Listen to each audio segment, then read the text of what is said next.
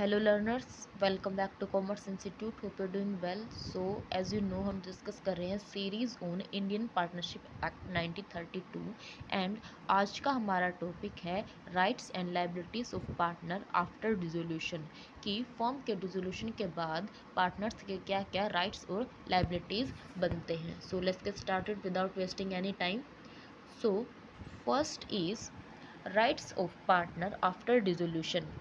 इसके अंदर हम डिस्कस करते हैं कि right to have the business bound up, कि आपका जो बिजनेस है डिसोल्यूशन के बाद जितने भी पार्टनर्स हैं उनको राइट है कि वो फर्म की सभी एसेट्स का यूज़ किस तरीके से करेंगे। फर्स्ट, वो सबसे पहले जो एक्सटर्नल उनके डेट और लाइबिलिटी हैं उनको पे करेंगे। देन उसके बाद जो भी आपकी एसेट बच जाती है उनको वो क्या करेंगे, आपस में बांट लेंगे। जो ये उनका राइट है उन प्रॉपर्टीज़ का आफ्टर पेइंग डेट और लाइबिलिटीज़, कि वो आपस में जितनी भी बची हुई एसेट्स हैं उनको बांट ले, इसको क्या कहते हैं हम, lane of partner. Then second is right to have the debt of the firm settle out of the property of the firm, यानी कि पार्टनर्स को ये राइट है कि वो फर्म की प्रॉपर्टी को सेल आउट करके उनके जितने भी डेट हैं उनको पे करें, और उन डेट को पे करने के बाद अगर कोई एसेट बचती है तो उन एसेट को क्या करें, अपने पर्सनल उन्होंने जो डेट दिए हैं फर्म को उनके सेटल आउट करने के लिए उस एसेट्स का यूज़ करें।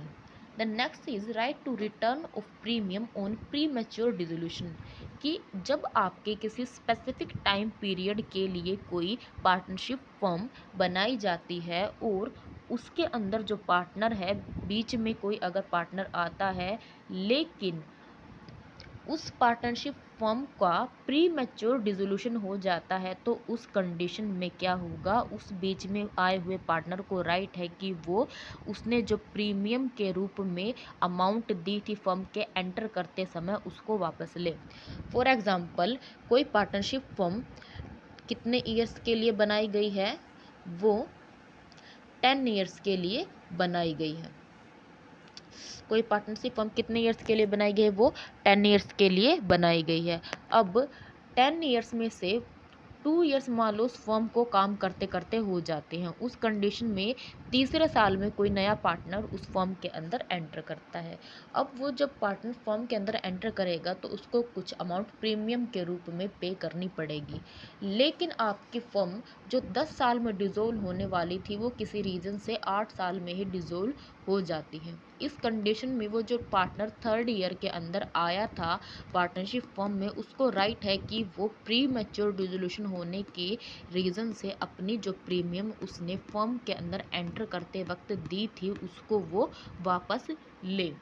Then right to restrain from use of firm's name and property, यानी कि आपके जो भी फर्म की प्रॉपर्टी है और जो भी नेम है उसको कोई भी पार्टनर यूज़ नहीं कर सकता। फॉर एग्जांपल कि आपकी फर्म का डिसोल्यूशन का काम चल रहा है, तो जब तक ये काम चल रहा है आपको कोई भी पार्टनर उस फर्म का नाम यूज़ कर कर उसी की तरह की दूसरी फर्म को नहीं ओपन कर सकता।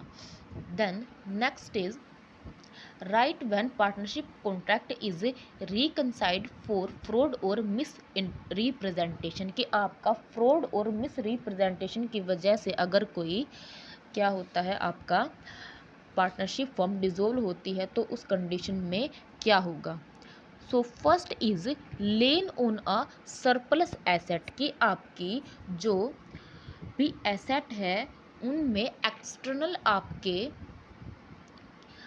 डेट को पे करने के बाद आपकी जो भी एसेट बचती है उनमें से आपको हिस्सा लेने का क्या है, राइट है। देन राइट ऑफ सब्रोगेशन, यानी कि आपने फर्म के लिए कोई अमाउंट पे की है तो आपको राइट है कि आप क्या करो, फर्म से उस अमाउंट को पहले ही क्या कर लो, वापस ले लो। फॉर एग्जांपल, आपने 50,000 के बिल पे किए थे फर्म की तरफ से अपने पर्सनल एक्सपेंसेस से, तो आपको राइट है कि जब फर्म डिसॉल्व हो तो आप क्या करो, उन 50,000 को अपना हिस्सा बंटने से पहले ही चार्ज कर लो।